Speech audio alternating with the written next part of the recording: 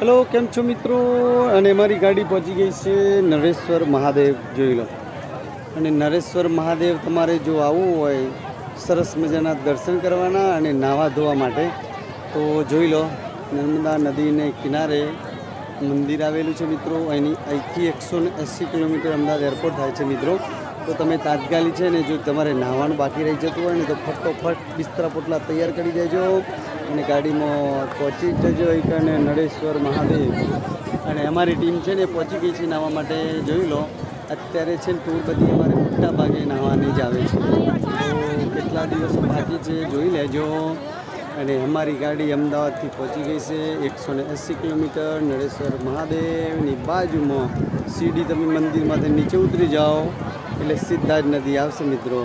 તમે ત્યાં ગેટ ઉપર આવો એટલે તમારે કઈ ગાડી ત્યાં પાર્કિંગમાં મૂકી દેવાની છે અને મંદિરમાં દર્શન કરીને ત્યાંથી અંદરથી જ અંદર આવવાનું છે મિત્રો.